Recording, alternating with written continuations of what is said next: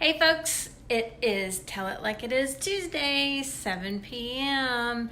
And if you notice all of those emoji faces that I put in the description, I'm about to explain what that's all about. If you'll just stick with me here for a few minutes, it'll all become clear.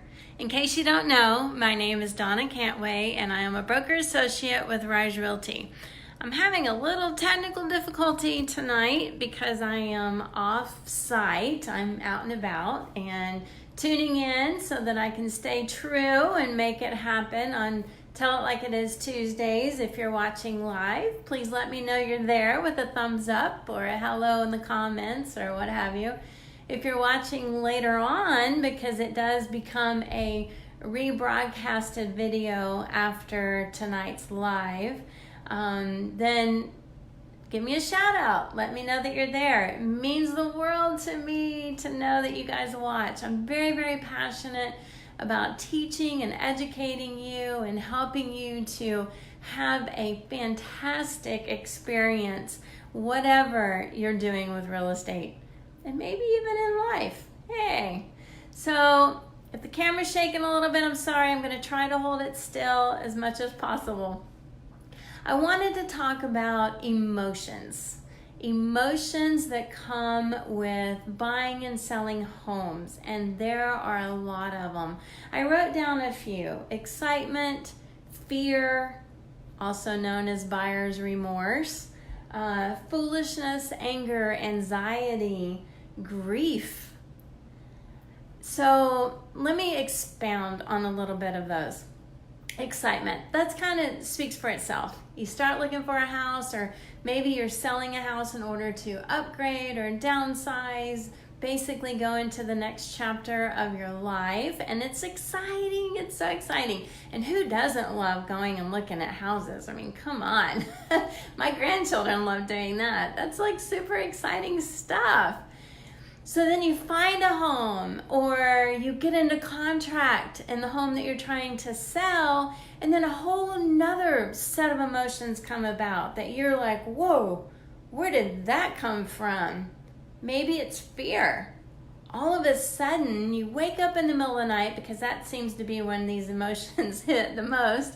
You wake up in the middle of the night and you're like, feel like you're having an anxiety attack or a heart attack or something like that, and you're overwhelmed with fear and you don't know why. You can't explain it. Well, there's fear in change. There's fear of the unknown. There's a lot of reasons that we could experience the emotions of fear. Then you have foolishness. Okay, why would you ever feel like a fool when it comes to buying or selling a home? Let me explain this.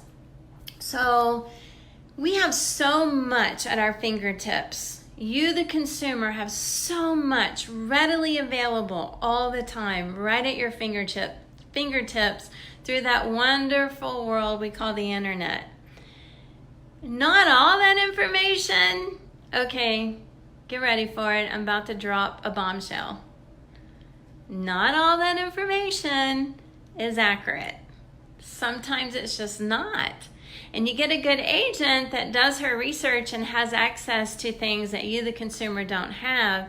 And maybe through that, they challenge some of the things that you thought you knew because you saw it on the internet, and that can make you feel kind of foolish.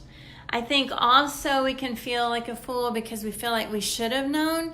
No, we shouldn't. I don't know everything a doctor knows. I don't know everything a rocket scientist knows. I don't know everything a police officer knows or a teacher, because that's not my job. My job is a realtor, and I know what I'm supposed to know as a realtor.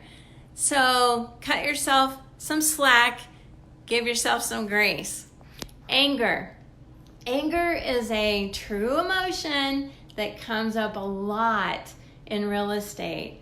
Maybe you go about and we're looking at houses and you find that one and it ends up in a multiple bid situation and you don't get it. You're disappointed, you're hurt, and then you're angry. This is so true. You're selling a house, you get into contract, finally, you're gonna get to go find that new home or move closer to family or whatever the reason is that you're selling, and then the day before closing it falls apart and you are just filled with anger. You're mad at everybody. It's real.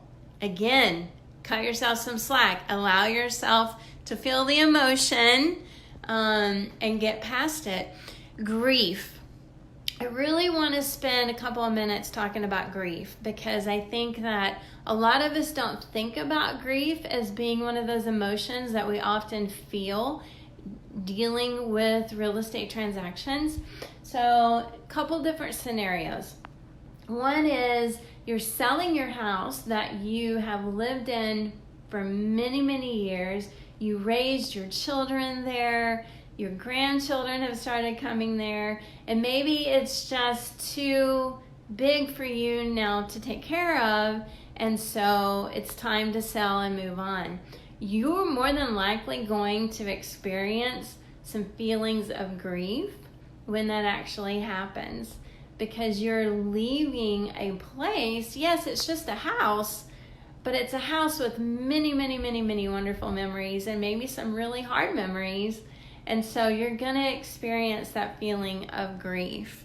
Same thing when you're buying a new home. Maybe you're leaving due to a job or due to a death or due to just whatever change. You're leaving a town where all your friends and your family, and you know you should be excited about this new opportunity in this new house, but suddenly you're overwhelmed with the feeling of grief. It's real. It's real, and there's nothing wrong with you. And I think the biggest reason that I decided to do this video tonight on emotions is because I want, number one, for you to give yourself permission to feel. I want to say that again. It's worth repeating. Give yourself permission to feel in every area of life. And that might sound kind of silly, but I know from firsthand experience that I have had to literally tell myself it's okay. It's okay to have a down day. It's okay to feel different emotions, sad, happy, mad, angry, lonely, whatever it is. Not to make bonehead decisions while I'm feeling these emotions, but to give myself permission to feel them and work through them, do whatever I need to do. So in life, doesn't matter if it's real estate or anything else, give yourself permission to feel. And secondly, I just want you to know that, God gave us our emotions. They're there, they're real. You're perfectly normal. How do you get through all of these emotions in a real estate transaction? Get yourself a great real estate agent that understands that you're going to have all these different emotions and that is level-headed enough to help you migrate through them.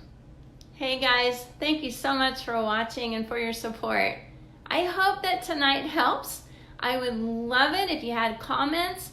Send me a direct message or leave it in the comment area. I'm happy to answer or elaborate on anything that I said.